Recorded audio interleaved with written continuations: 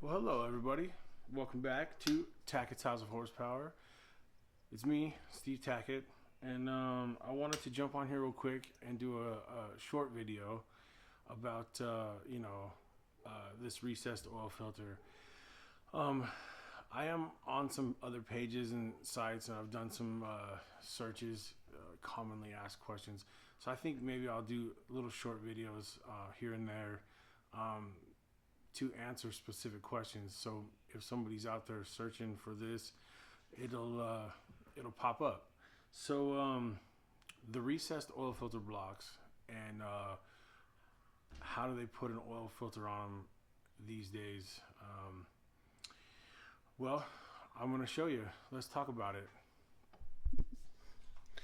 We have Scout and Oliver. There's Oliver. There's Scout. They're helping me today. All right, I'm sure we've all seen one of these. This is your typical average everyday spin-on oil filter adapter for a small block Chevy. Pretty simple, pretty basic. I'm sure everybody's seen one. There's about a billion of them out there. You got two bolts that hold it to the block. You got your threaded part for the filter, and you got your bypass valve, which is a spring-loaded valve right there,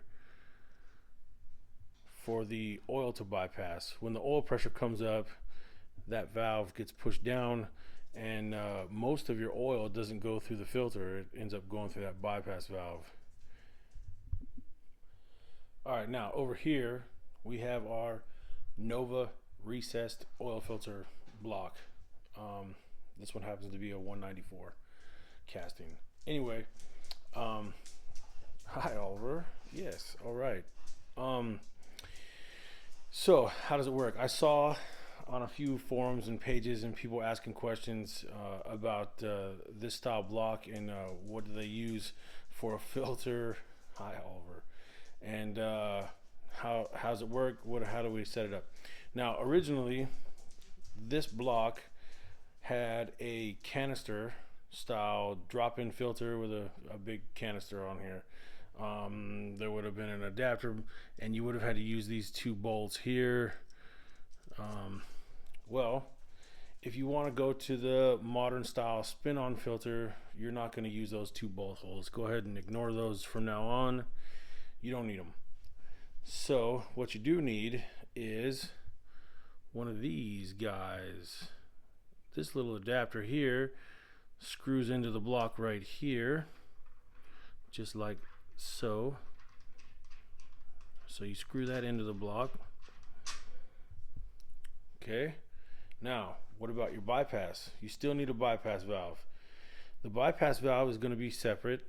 It looks like this now, spring loaded and all that, just like before, and it's going to do the same job. This hole here, you see that lip down in there.